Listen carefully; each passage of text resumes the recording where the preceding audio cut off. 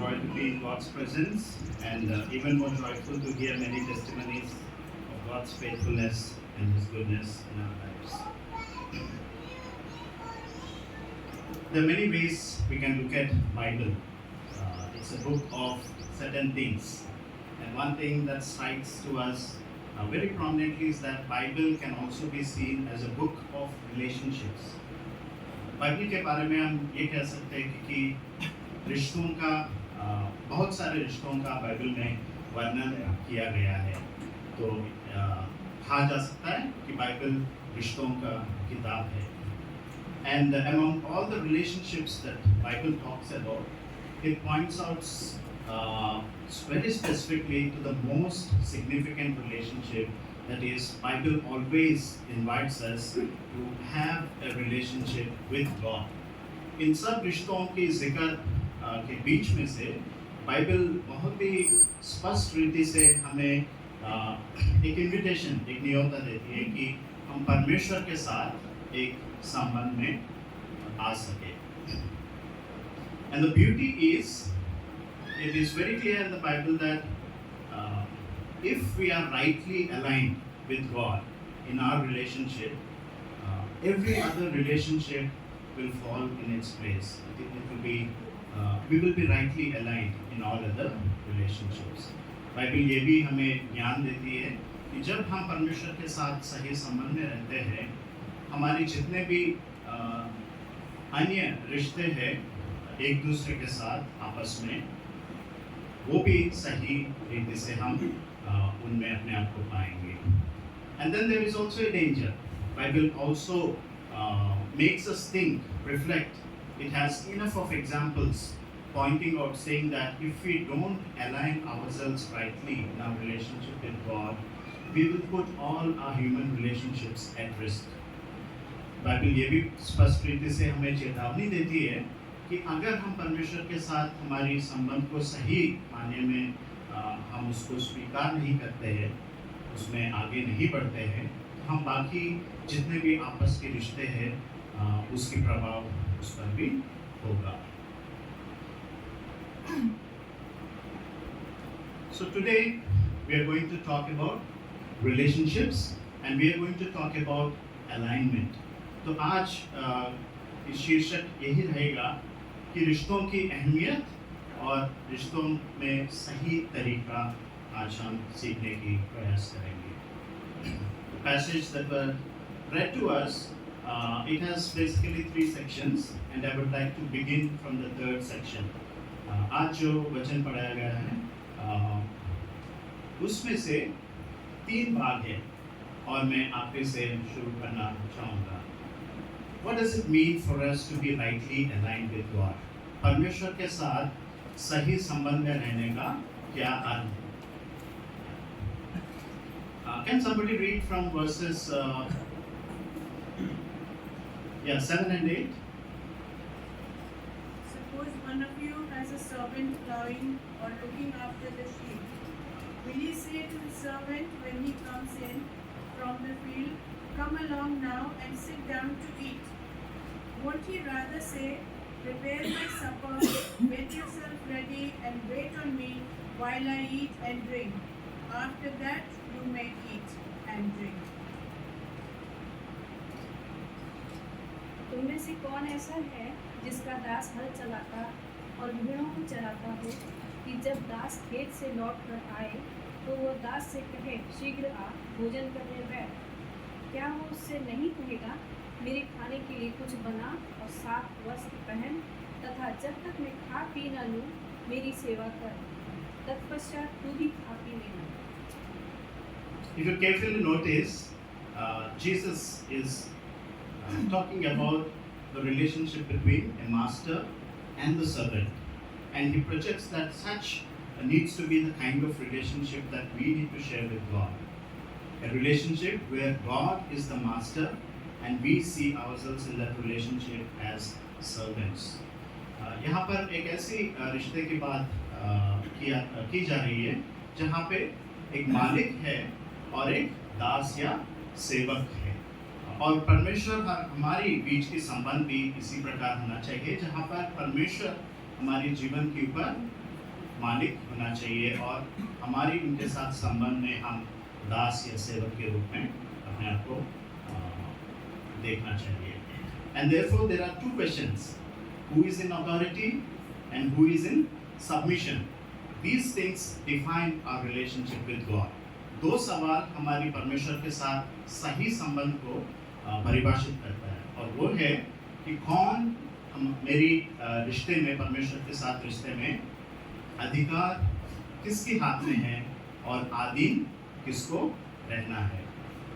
The passage that was read, verses 7 and 8, it clearly says that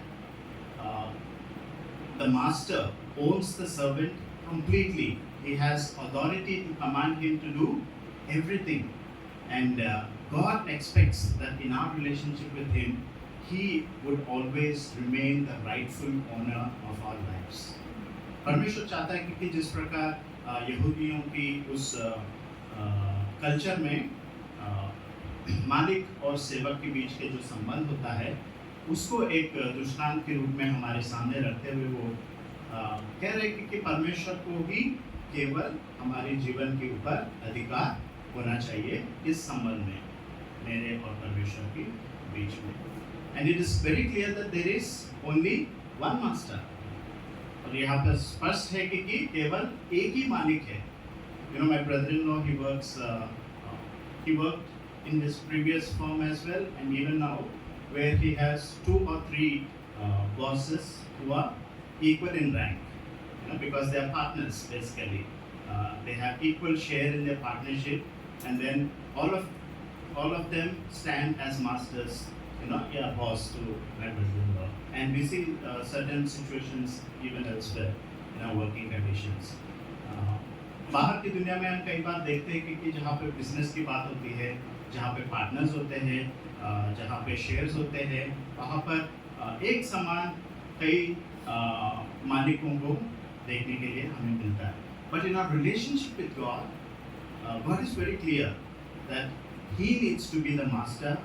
He needs to have the ultimate authority in His hand, and there is no question of sharing of authority.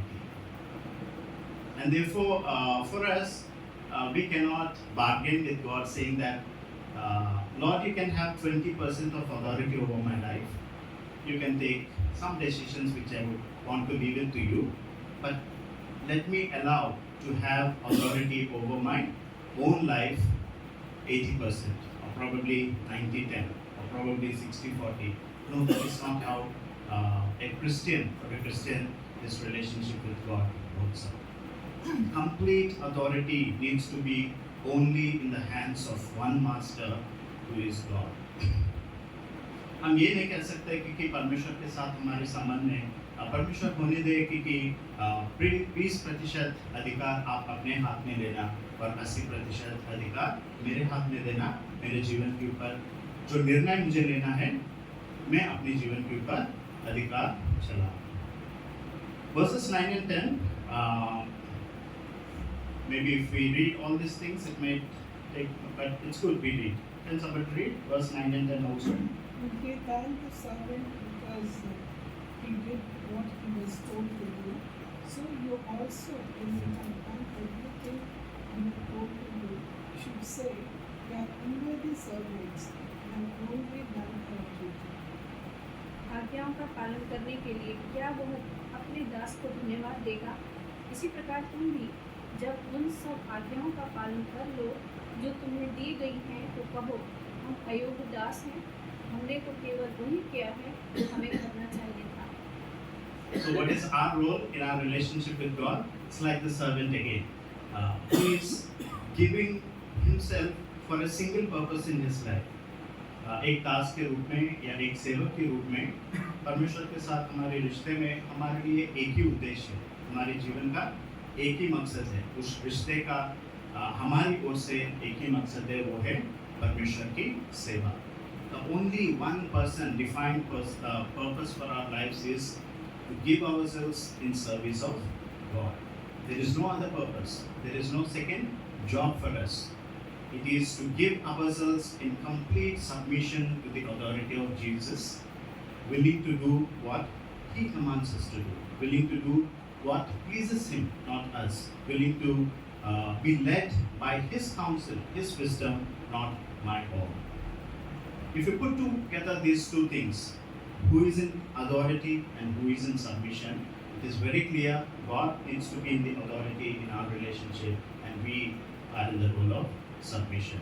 It would mean that God's authority would be on the entirety of our lives.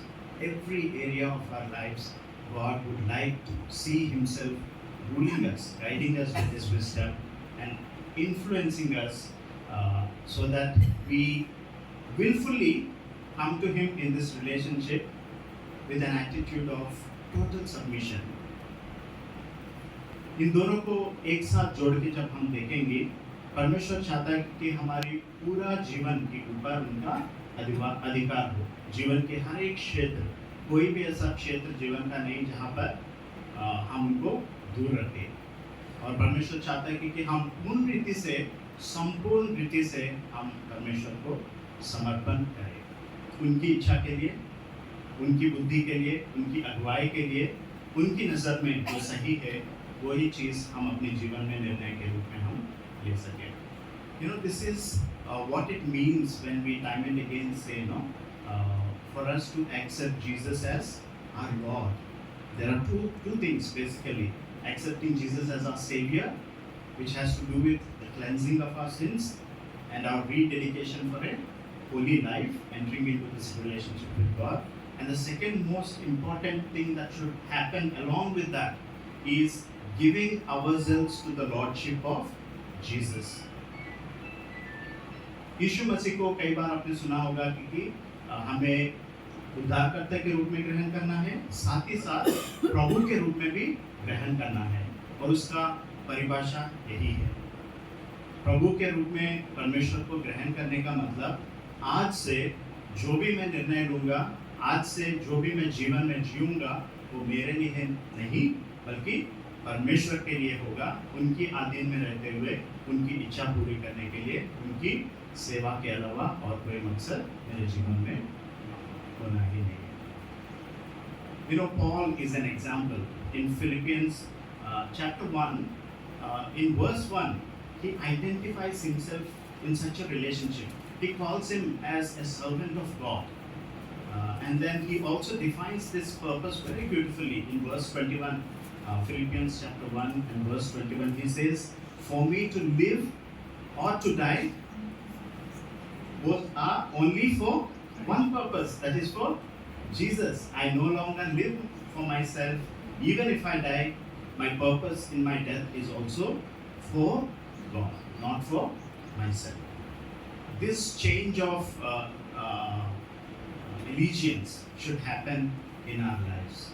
When we say that I am in a relationship with God, the question of allegiance is very, very important and significant for us. पौलुस एक बहुत अच्छा उदाहरण है। वो कहता है, वो अपने आप को इस प्रकार संबोधित करता है कि फिलिपियों की पत्री उसका पहला अध्याय और पहला पद में वो कहता है कि मैं परमेश्वर का दास हूँ, मैं परमेश्वर का सेवक हूँ। परमेश्वर को एक मालिक के रूप में अपने जीवन में उसने ग्रहण किया, प्रभु के रूप में ग्रहण किया। और फिलिपियों का पत्री 1 और 21 में वो ये बात भी कहता है कि मेरा जीवन का एक ही उद्देश्य है, मैं जीऊँ या मरूँ वो केवल परमेश्वर के लिए, बल्कि मेरे लिए नहीं। This picture, if you carefully look at this picture, it clearly defines our relationship with God.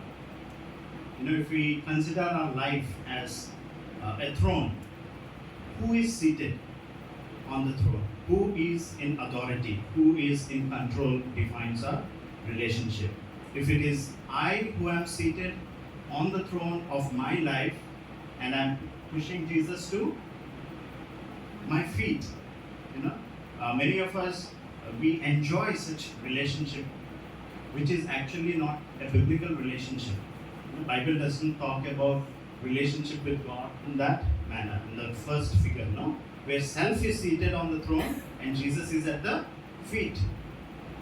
It is so liking and pleasing to us to see whatever I wish, I end up doing that and I want Jesus somewhere down there approving whatever I do.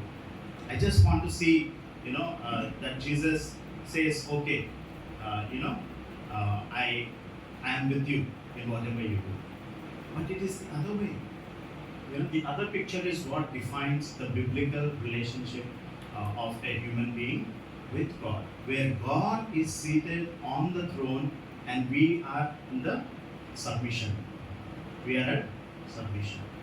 And whatever matters to us is, Lord, all that you have, your purpose in my life, I want to see it being fulfilled, not mine.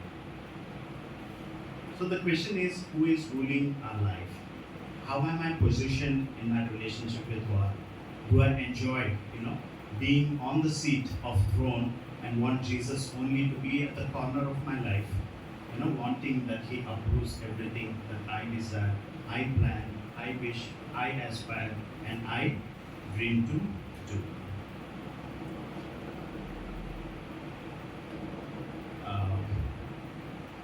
So what are the outcomes? If we are rightly aligned with God, what are the outcomes? And if we wrongly align ourselves in our relationship with God, what will be the outcome? Both will parallelly see. If we are rightly aligned with God, we will be forgiving people in our relationships. Remember where we have begun today? We were talking about relationships. Bible is a book of relationships. And the foundational relationship is relationship with God. And if you are rightly aligned with God, in all our human relationships, forgiveness flows out from our hearts. अब हम देखेंगे कि परिणाम, अगर परमेश्वर के साथ सही रीति से हम रिश्ते या संबंध में है, उसका क्या परिणाम होगा, या परमेश्वर के साथ हमारे संबंध सही नहीं है तो उसका परिणाम क्या होगा। जो परमेश्वर के साथ संबंध में सही है, उनके जीवनों में, उनकी अन्य रिश्तों में क्षमा को हम देखते हैं.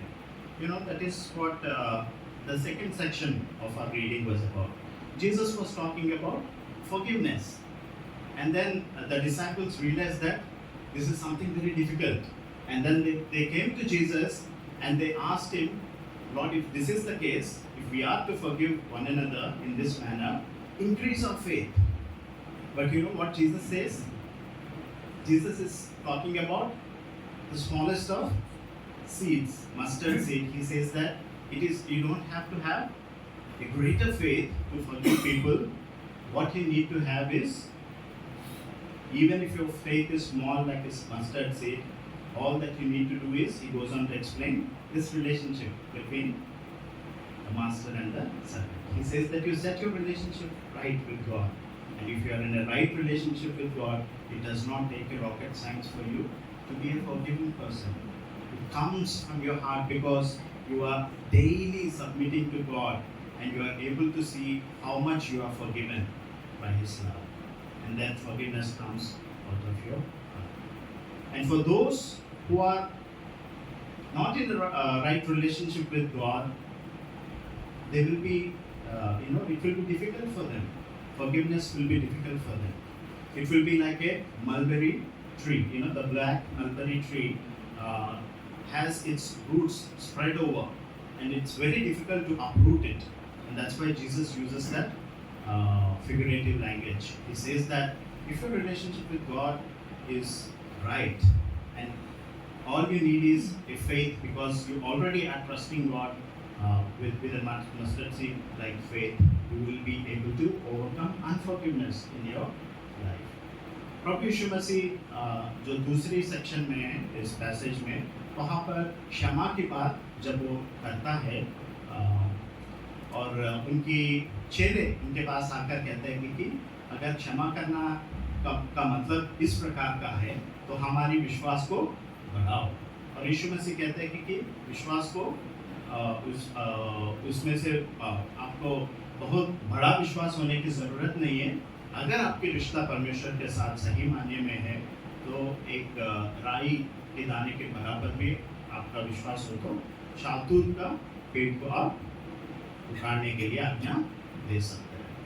ये एक ऐसा पेड़ है जिसका जड़ जो है वो बहुत फैली हुई होती है और इस पेड़ को उखाड़ना बड़ी मुश्किल होता है।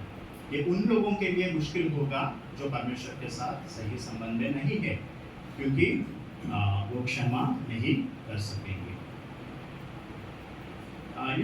The Jewish teachers of Jesus' time, their way of defining forgiveness is different. They say that if a person does something wrong to you and he comes to you with repentance and then he pays back to you, restitution is something that they talk about. He pays back for your loss and he says, forgive me. They teach that he's worthy of being forgiven. You are to forgive him. But if that same person comes again and does wrong to you again, they will doubt his earlier restitution and repentance and even his worthiness of being forgiven at the second chance. यीशु मसीह के समय पे जो धर्मशास्त्र के शिक्षक थे, उनका एक परिभाषा था क्षमा की। उनके हिसाब से ये है कि एक व्यक्ति अगर आपके विरोध में कुछ काम करे, आपके पास आके आपसे माफ़ी मांगे और जो नुकसान हुआ उसकी भरपाई किए, तो आप उसे क्षमा कर सकते हैं। लेकिन दोबारा वही गलती वो दोहराता है, तो उसने पहले बार जो पश्चाताप किया और अभी भी जो माफ़ी करने का लायक पर होने का सवाल वो उठाते हैं।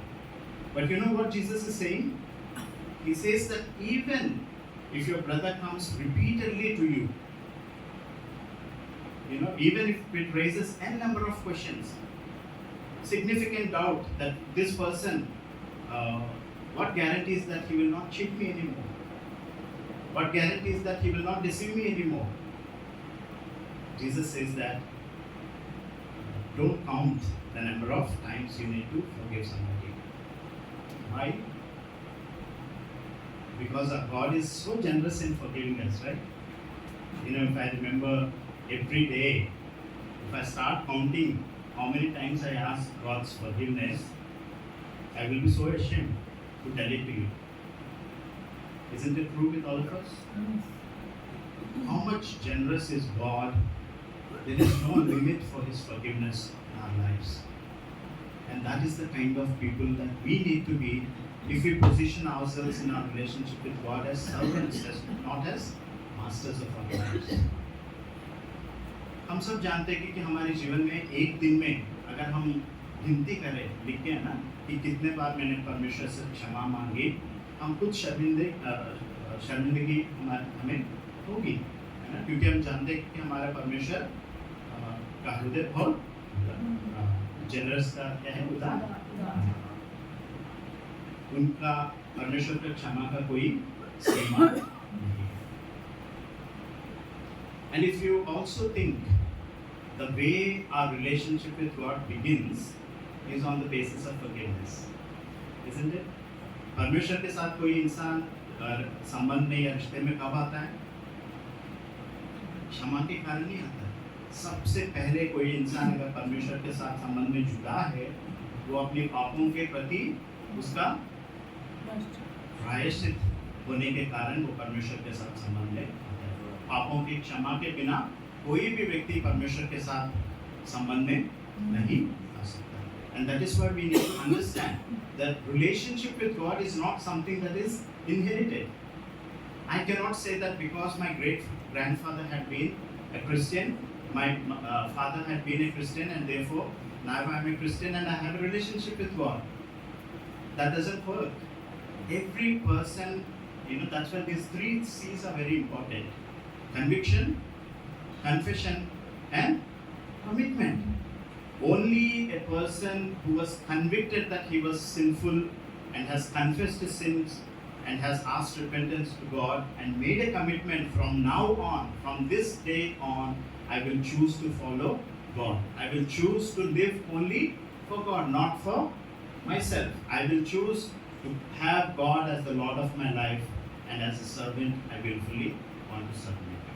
परमेश्वर के साथ की संबंध हमारा शुरुआत ही क्षमा से होती है। जब हमारे पापों की क्षमा की गंभीरता को हम समझते हैं, परमेश्वर के चरणों में जाकर पश्चाताप कर हम एक निर्णय लेते हैं हमारे जीवन में कि आज के दिन से मैं अपने जीवन में पाप से मुंह फिराकर एक नया जीवन के लिए परमेश्वर को समर्पित करता हूँ। एक ऐसा जीवन जहाँ पर परमेश्वर की अधिकार मेरे जीवन में हो, जहाँ पर मैं परमेश्वर के अधीन में रहते हुए उनके लिए जीऊं, ताकि मैं। When we are rightly aligned with God, we will be not only be people who are forgiven, but we will be people who are willing to forgive. परमेश्वर के साथ अगर सही संबंध में हम हैं, ना सिर्फ हम ऐसा व्यक्ति होंगे जो क्षमा पाए हैं, लेकिन क्षमा करने के लिए भी हम तैयार होंगे. And what is the other outcome? You know, in our relationships, when we are in a right relationship with God, in all other human relationship, we will have that inclination to forgive one another and work towards strengthening our relationship. But there is also the other aspect, and the first part of this biblical text today, it talks about it. We will also, relationships are very complex. Many a times we also enter into a relationship as a third person. Okay, it is not just about my relationship with my children, with my spouse, with my parents, but also between two people, we enter as a third person and have a role to play there. रिश्ते जो है बहुत ही complex है, वो इस प्रकार की होते हैं कि कई बार हम अपने व्यक्तिगत रीति से जिन लोगों के साथ रिश्ते रखते हैं, उनके अलावा भी दो लोगों के बीच में एक तीसरा व्यक्ति के रूप में हमें कई बार इन्वॉल्व होना पड़ता है. You know, there are two outcomes. If we are in a right relationship with God, and when we see ourselves as a third person entering between two people in that relationship, we will either tend to be peacemakers if we are rightly aligned with God, and if we are not rightly aligned with God, we will become a cause of being a stumbling block. And this is a danger that we need to avoid. जो पहला भाग है आज की जो text में से, वो इस बात की जिक्र करता है कि अगर हम एक तीसरे व्यक्ति के रूप में दो लोगों के बीच में उन्हें मदद करने के लिए हम आगे आते हैं, अगर हमारे परमेश्वर के साथ संबंध सही है, तो हम मेल कराने वाले व्यक्ति के रूप में उनको सहायता करेंगे. अगर परमेश्वर के साथ हमारा रिश्ता सही नहीं है, हम किसी के धोखा खाने का कारण हम बन सकते हैं. And why it happens? You know, if I am not in a right relationship with God, by nature, I will be impartial in dealing with people in their relationship. You know, from whomever I will benefit, I will show favoritism. And between two people, if somebody I see as a threat, if somebody whom I dislike, you know, I will be a stumbling block there. I cannot be objective in my thinking. Impartiality comes from the heart of God. And that's why the more I am rightly aligned with God, I will be more impartial as a third person, helping two people in their relationship issues. जब मैं परमेश्वर के साथ अपने संबंध को सही करने का हर प्रयास में करूँगा, परमेश्वर जिस प्रकार निष्पक्ष है, उस प्रकार के स्वभाव मेरे अंदर आपके अंदर आएगी. और जब हम एक तीसरे व्यक्ति के रूप में दो लोगों के बीच में हम आगे आते हैं, हम किसी के पक्ष नहीं लेंगे, किसी के खिलाफ हम जाएंगे नहीं, और उनके बीच के रिश्ते को नुकसान पहुंचाने का उद्देश्य हम नहीं रखेंगे. And you know, and there is one more danger that can happen as a third person. When we enter as a third person, you know, there is a tendency that we redirect their focus on us. I am now important, my decision is important for you. And instead of making them depend on God, we make them depend either on us, on me, or depend either on their own wisdom. But what Bible says, we always have to redirect our focus on God, and we need to depend on God's wisdom, not on our. If we have to really consider relationships very important in our lives, we need God's wisdom to deal with those relationships. And only when we depend on God's wisdom, relationships can be strengthened, they can be healthier. दूसरी एक और नुकसान जहाँ पर हो सकता है तीसरे व्यक्ति के रूप में, वो ये है परमेश्वर की ज्ञान या बुद्धि के प्रति लोगों को केंद्रित करने की जगह हम अपने बुद्धि के ऊपर निर्भर करने की प्रयास जब हम करते हैं, तब हम दूसरों के ठोकर खाने का कारण हम बन जाते हैं. And you know, this is something that God is very displeased. To be a stumbling block to others, He uses very, very strong words. If you read this passage, He says that it is better for that person. You know, in a way, He's saying that it's better that he cease to exist. Very strong words. Why he say that? He says that it's better for him to be tied with a milestone and thrown into the sea. And this milestone actually, there are two kinds of milestones in those culture. One is of lighter weight, the women use at home. The other one is very heavy. It cannot be lifted, and animals are often used to operate it. प्रभु यीशु मसीह कहता है कि परमेश्वर ऐसा स्थिति देखना नहीं चाहेगा जहाँ पर हम किसी के लिए ठोकर बने, और वो बहुत कठिन शब्द यहाँ पर इस्तेमाल करता है. एक ऐसा पत्थर के बारे में वो कह रहा है यहाँ पे जो बहुत ही भारी है, जो साधारण से घर में इस्तेमाल करने वाला नहीं, बल्कि एक जानवर का इस्तेमाल किया जाता है उसको इस्तेमाल करने के लिए. Do you remember any example? Bible talks about this aspect very often. You know, if we are part of the Bible studies, we have been listening to one name, Jeroboam, right? Jeroboam, son of Nebat. What is it told about him? He caused Israel to sin against God. And I was searching, and then I found that it was at least 21 times it was mentioned about Jeroboam that he had been the cause for Israel to sin against God. Bible ऐसी उदाहरण भी हमें स्पष्ट रीति से देती है जेरोबोम के बारे में, यरोबाम के बारे में बाइबल के जिक्र करते हुए कहती है कि ये एक ऐसा राजा था जो पूरी इस्राएली लोगों को परमेश्वर के खिलाफ पाप करने में एक ठोकर का कारण था. So at the end of all these things, if we are rightly aligned with God, we will be practitioners of forgiveness, God's forgiveness, and we will, do something to strengthen our relationships. And if we are rightly aligned with God, we will go to the extent of being a third person who will be a peacemaker, making relationships healthier. अगर सच में परमेश्वर के साथ हम सही रिश्ता हम रखेंगे, क्षमा का अभ्यास हम अपने रिश्तों में करेंगे और मेल कराने का सेवकाई, और इस कहता है कि वो एक सेवकाई के रूप में दिया गया मेल मिलाप कराने. So relationships are very complex, right?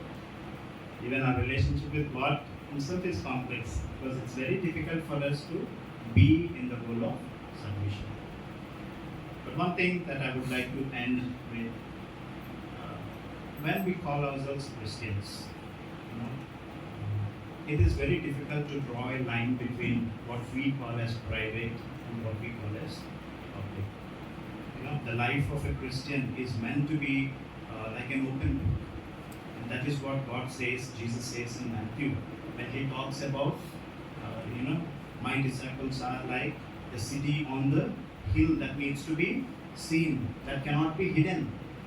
My disciples who call themselves as Christians, their life needs to be like a lamp, like a light that is not put under the bulb to be hidden, but on the stand to be able to see by others and given life.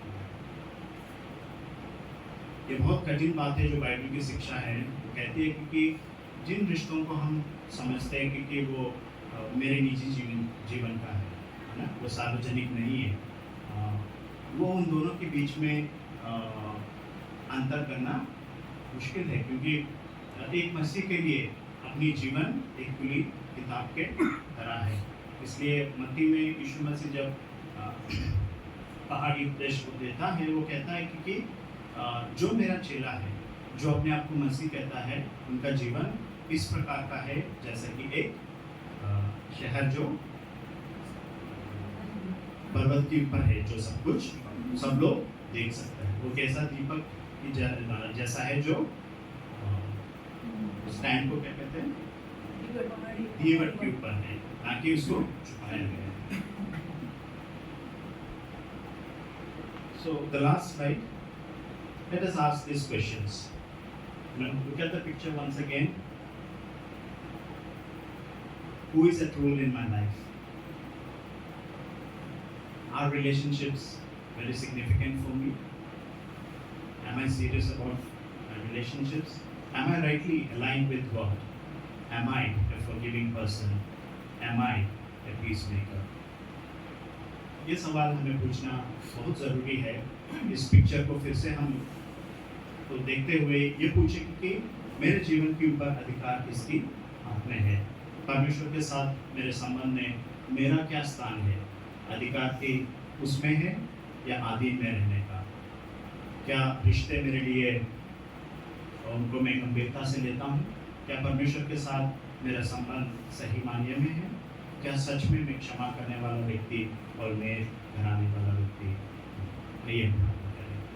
Father God, we want to thank you and praise you. Lord, it is you who have taken an initiative to invite us to a relationship with you, Lord. We are not worthy, Father, to be your children. You have come down in human flesh and blood. You have spoken your word. You have invited us. You have touched people with your hands. You have shown how much you love us, Lord. And your word always calls us to come to the right relationship with you, Lord, where you will be our master. And for the rest of our lives, we will only be pleased to submit ourselves to your will. Help us, Lord, value our relationship with you. Help us, Lord, to value every other human relationship that we are into, Father. That we will be people who would love to forgive, Lord. Who would learn to forgive.